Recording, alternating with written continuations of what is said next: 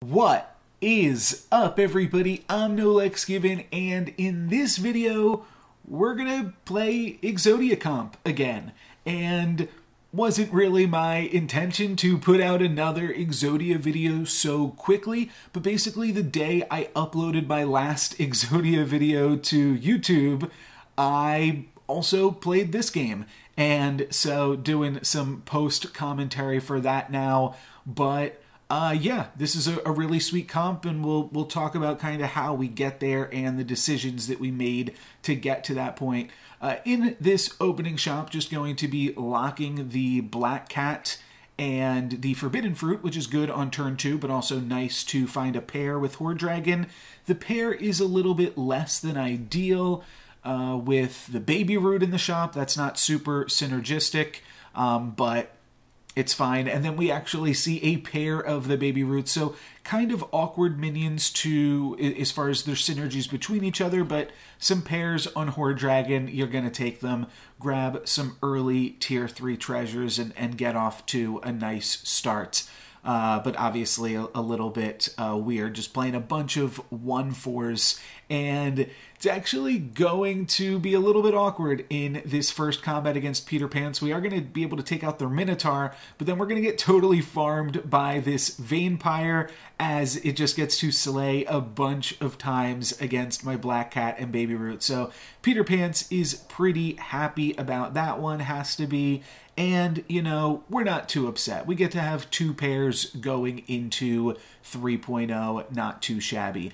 I'm going to shard this Happy Little Tree, potentially get a Mad Mim, potentially get a Black Cat there. Either of those would be pretty sweet, but we get a Minotaur, and honestly, this does help improve our board position pretty nicely. We wind up playing a pretty weird configuration of our units here, but honestly works out pretty well for us. I could see locking. The Mad Mim works well with the Black Cats, and the Wizard's Familiars also pretty good on Horde Dragon when you're combining a bunch of pairs, because it's pretty likely that you can try to make some Hat Ball shenanigans happen. So that is definitely one thing that I'm considering as far as a comp that we might want to go into down the line. But we're going to win this combat. That is good enough for now.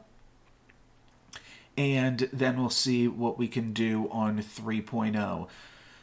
Interesting set of things here. I mean, I'd probably be tempted to just go Golden Chicken, Wizard's Familiar for glory, and then just let it ride and potentially make something happen with this. We don't really need the 4 glory, so maybe could have just rolled, but it does pump up the Wizard's Familiar, so it's not that bad, and who knows, it could be good to get a tier 3 unit as well. That can always be strong. So does look like we're going to lose our Minotaur here pretty early, but we do actually get some nice value out of it. Honestly, this combat is going to be pretty close, but it does look like, oh wait, this is going to be totally, we can still totally win this. It's going to come down to, actually, I think we do just win. We win or we tie, and it just mattered a lot about when we wound up killing their 3 blind mouse. So I think we were much, oh, actually, it says we were pretty likely to win. Okay, that's pretty interesting. And we get a really good unit from the For Glory, so that's awesome. We get a Queen of Hearts, so that is going to really help us win in our future combat, so that's nice. We can Baby Root, and then we can even shard this Baby Root, and we get the Crystal Ball immediately. We also see Merlin's Hat, but that's kind of what I was talking about, being able to grab the hat and the ball. So from there, I'll grab Spellweaver, and then I will shard this Baby Root, and okay, another Black Cat, not ideal, but it's fine. And from here, we could potentially consider locking onto the chicken. Not the craziest idea in the world, just because that could help us find the ball. But, or I'm sorry, the hat. But because we already have the ball, I think I'm going to focus on the Black Cat that we already have, the Wizard's Familiar that we already have. Honestly, I think in hindsight, I probably should have just locked the chicken. It's not that much of an opportunity cost there because we're going to see 2 new minions in the shop anyways. and I think it probably just would have been smart to do so. Now, we are going to see a rather big unit from Sharon here, that they've got this gingerbread knight already so early on in the game. But this combat is going to be close, and we actually get a tie against Sharon. So that is really good, staying at 34 health, and we've got the ball. So honestly, a lot of really good stuff for us. I like Blind Mouse on Horde Dragon because it can get us a tier 5 treasure, but I think we've got enough other units that we are potentially rolling for, so I'm going to keep on rolling. I will pick up this chicken here. Could have tripled the chicken there, but who knows? And then I will just round out this turn by rolling a little bit more. We don't have enough to purchase the black cat or the golden chicken, so I'm just going to fire off this magic research and then lock this shop. And this is a pretty solid shop because we've got Cindy, which can get us a tier 3 treasure. We've got Black Cat for a tier 3, and we've got the golden chicken for another tier 3. So there's 3 kind of looks at the hat. And interesting, I lock and unlock to lock the forbidden fruit.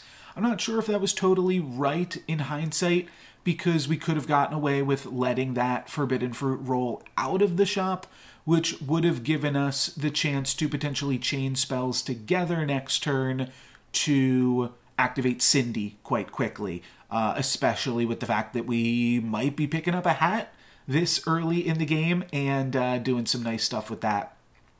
We are going to be feeding my opponent here a ton of econ with their greedy by attacking with all of these little kitty cats into it before finishing it off with our Spellweaver and then finishing them off with Queen of Hearts. So a nice little win there on Muerte.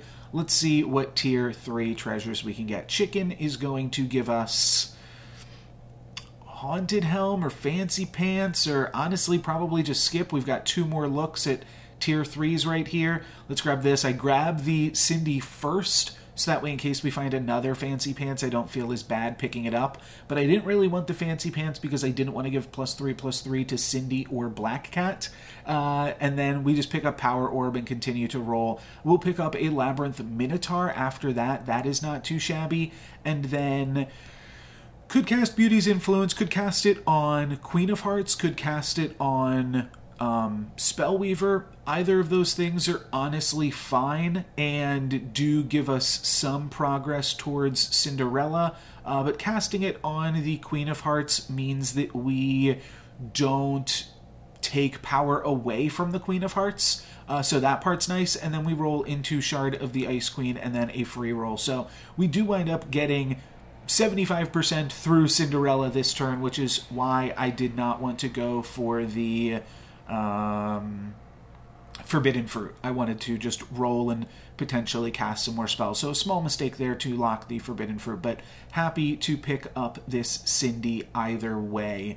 And now we're playing up against Juliet, double Romeo, and we shall see how our Black Cat army is able to take this down. They get a slay from Brave Princess as well, and this is a Miri player, so they're doing pretty good as a Miri to get some nice royals going, and they're going to hit us for 6 in the process as well, but not too big of a deal. We are going to have Cindy flip this turn, and we also get another tier 3 check from Labyrinth Minotaur, so that's pretty sweet. Unfortunately, it is not going to be one of the units that we were really looking for, but or one of the treasures rather that we were really looking for, but it is going to give us a tier 3 treasure. Kind of clear the pool, try to find that hat, and we don't find it again, but we do find a treasure map on the next selection here of treasures, and I think that that's fine. Treasure map on Horde Dragon, you can kind of just use it willy-nilly, whereas some heroes, it's almost like too good to use in like a psychological way, not in like practicality. And by that I mean that sometimes with treasure map, you get stuck holding on to it because you think of all the crazy good things that you could make out of it, and you only get one treasure map. you get 1 treasure map, 1 rune stones, and then you get as many uses as you want out of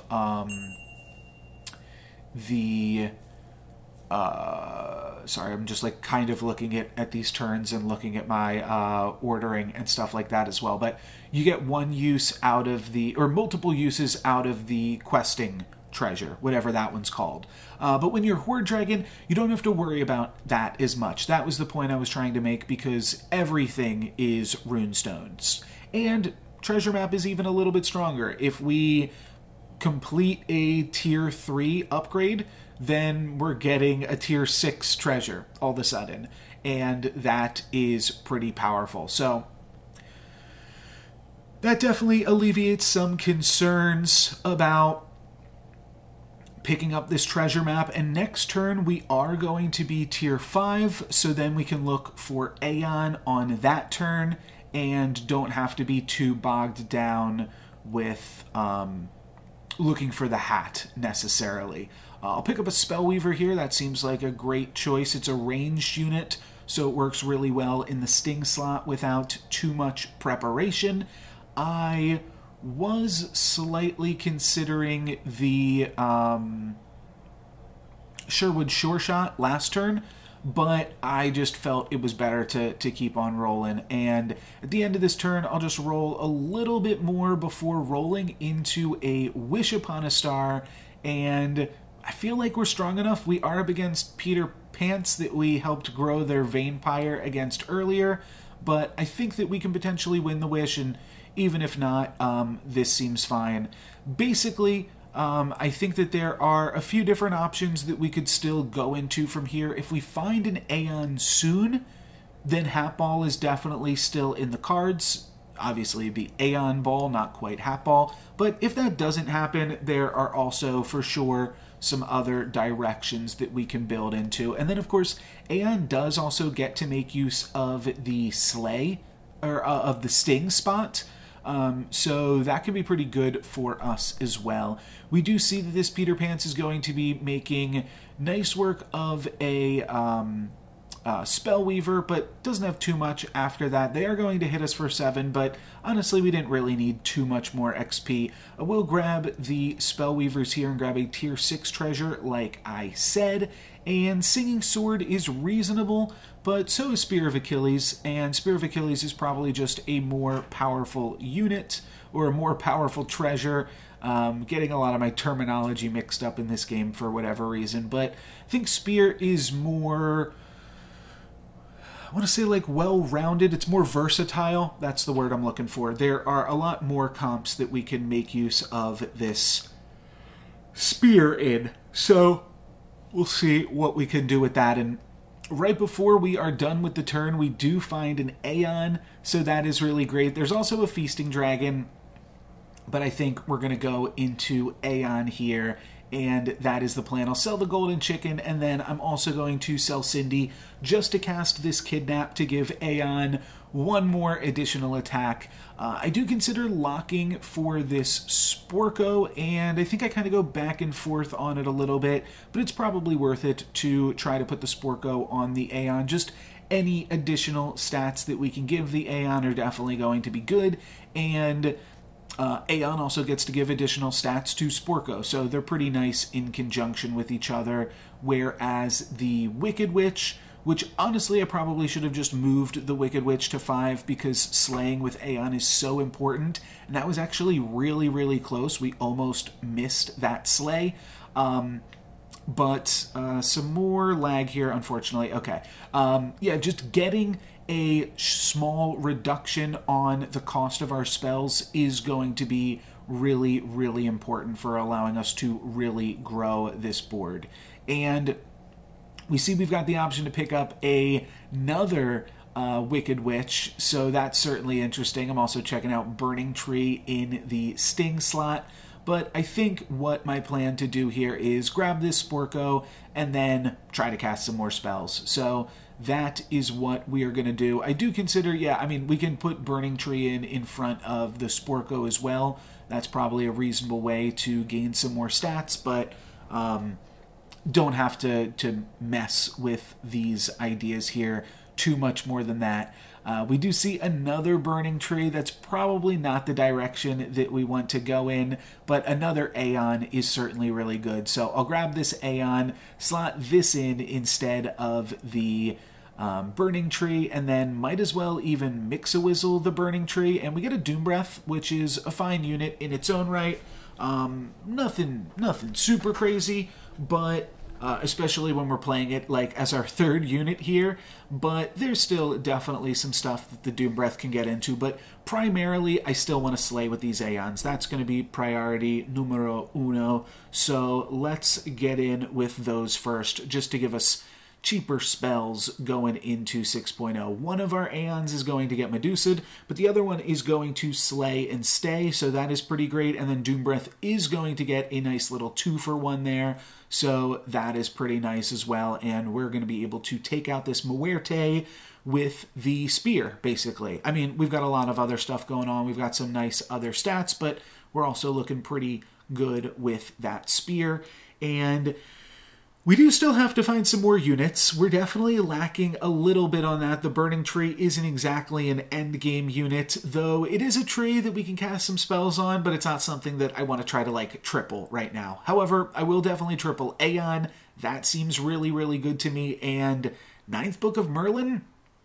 Sure. I guess let's not forget about what the title of this video is, though never at a point was I, like, forcing Exodia, and I think that that's like something very important to just keep in mind. It just worked out very well that we were able to make this comp work. We can put the Wicked Witch back in because it is indeed a mage, and then we're going to feed some kitties to the Kraken, pick up another golden chicken, and give Aeon a little bit more stats before we end the turn, and we even roll the die once more before it's over. But yeah, the Wicked Witch support gets to go back in. Not going to be using it as a support because I want my ranged units in the back line to attack first, and then I'm going to backline my Wizard's Familiar. Oh no, I decide not to. Interesting. I guess I was valuing the Minotaur's buff more than I was valuing the fact that we could cast a spell and get the Spellweaver pumped up, or Wizard's Familiar pumped up, rather. Because every spell that we cast is going to give us some additional stats as well on all of our units, both from the Aeon and from the Spellweaver and Wizard's Familiar triggers. But ultimately, it's not going to be too big of a deal. This Bearstein is looking pretty strong. This Sharon, rather, but it's close. This is a really close combat, and it's going to come down to how good is Spear. It turns out Spear's pretty good. We survived with exactly 7 health, which means that the Spear definitely helped us win that combat, as if there was any doubt. I will pick up another Spellweaver here, and then start to roll for some more spells that we can cast with this Aeon in tow, and I don't find more spells, but I find a Spellweaver. I keep calling everything by the wrong name this game, apologies. I find a Wizard's Familiar and a Storm King. And the question here becomes, do we want to slot in this Wizard's Familiar over the Burning Tree? Because it will cast a spell, so it is like a monster book. It looks like I'm going to decide to keep the Burning Tree in, but the other option is to just pump up this Spellweaver and then put in the Wizard's Familiar. I am going to Dream before the end of the turn because honestly, I feel like my treasures are good, and I don't really even know what treasures I would be building towards. It seems pretty unlikely that we'll like triple a Storm King or something. So I am just going to go for a Dream, and then we get Morgan. And honestly, I think that Morgan is a fine pickup in this scenario because of the fact that now if we like lose, we'll just get a free tier 6 treasure. And there are some good tier 6 treasures that we could make use of, like Wand of Weirding and stuff like that. Aeon is going to get a Slay for us, which is super important. And then we are going to be able to just cast a few more spells. And this combat is going to be very, very close, but we are just barely going to win it. and hit Pan Shadow for some damage. I'll roll a Drink Me potion, and then we've got some spells to cast, Stone Skin and Burning Palm. Looks like I'm considering just putting most of these things on the Aeon, just making sure that that can slay. We do have the opportunity to pick up another Aeon as well, and that seems fine because I probably will upgrade these Wizard's Familiars at some point, so grabbing another Aeon, at least we can put it on the bench for right now, but it's good to have a backup Aeon too, just in case. We do have the opportunity to dream here, but one of the things I'm considering, like, if Peter Pants can beat me, they probably won't kill me. So it probably is worth trying to make use of Morgan's ability here.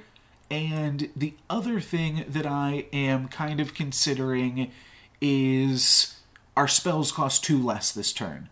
So I also just kind of want to make as much use of that as possible every turn that we have that available, just in case, you know, we lose the 1 and 8 and our Aeon gets attacked first, or we find that Aeon's unable to slay, and then we don't have cheap spells the next turn. So yeah, just want to make as much use of that as possible, but Aeon is going to indeed continue to slay in this combat, and honestly, I think we're in a pretty good spot, but you never know. You never know. But yeah, all of these spells getting thrown. I guess we do know because we're casting spells and they're not. So yeah, this one is going to be pretty straightforward. Unfortunately, we don't take any damage. So we're just going to be getting through this one. And I'm going to put Aeon in, I believe, and try to cast some spells on it. Like I said, I think we'll potentially be able to like upgrade Wizard's Familiar or something too. I don't really need another Aeon though. I think it's pretty unlikely that we complete another Aeon, so I'm not going to worry about that, but I will take another Storm King. That is a pretty good unit. So I'll roll, pick that up, and then find a Witch's Brew, try to throw a little bit more stats on this Aeon before this combat's over. And now that we've got another Storm King, I can roll, and we'll roll into A4 Glory. And I know that I said I wanted to play this Aeon. This second Aeon seems very unlikely to be able to slay against Miri, so I think the best play here is to just try to play my best board for as much as I can, and that is going to include just this 100 attack Wizard's Familiar instead of this 30 attack Aeon, and I think that's going to just be a better plan for us. So let's see if Bean did indeed win the game. We take out their Juliet, and they've got 10 Miri triggers, but we've got some huge mage action going on. They also have a Prism, which isn't particularly exciting on Miri, and does look like we will get the win. Not going to get the kill, but hit my opponent for 12 down to 10. And then we win a 4 Glory as well, so we get a Jormungand out of the deal. I'm going to go for a True Love's Kiss on the Burning Tree, potentially try to grab another Stormweaver, but not going to be so lucky. We are up against the Ghost in this combat, so don't have to worry about anything too crazy. It does mean that the battle's going to be going on for a little bit longer, so I do consider just picking up this Aeon. Maybe we actually could make it work. There are some treasures that could be nice for us, like Mimic Chest with this 9th Book of Merlin. That's part of the Exodia comp. Unfortunately, we don't have a monster as we just sold our Jormungand off, but we will be able to cast a few more spells to round the turn out, and I think I will be casting this Hugify as well on my second Aeon. And I think we could potentially get this Aeon in now against the Ghost.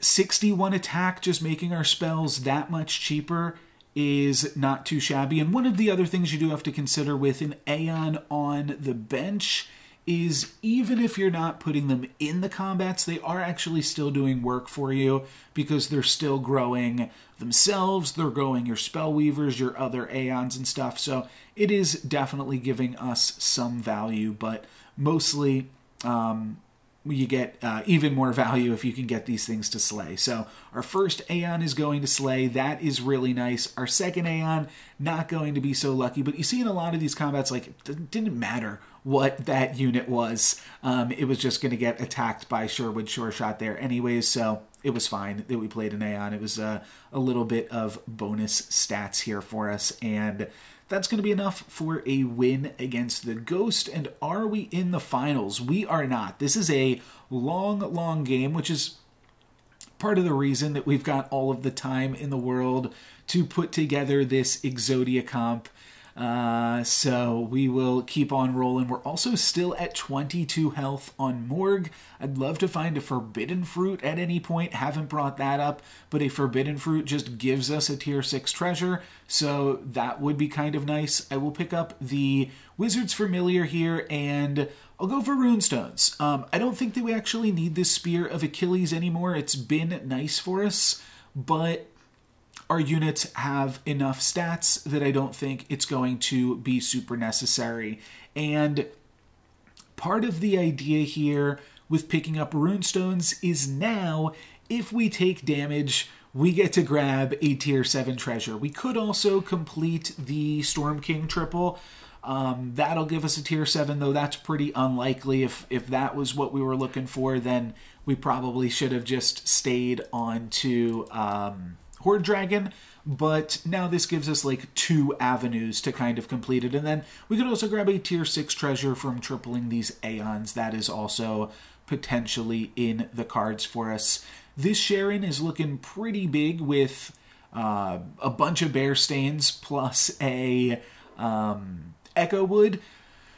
Their treasures aren't that crazy, though. Their treasures are just making their spells cost 2 less and then giving their units +2/+8. So that's not really that crazy, though. The units come in with +2/+8, and then the Bear Stains make that, like, well, doubled and tripled. So whatever those numbers are. I guess +2/+8 becomes an additional...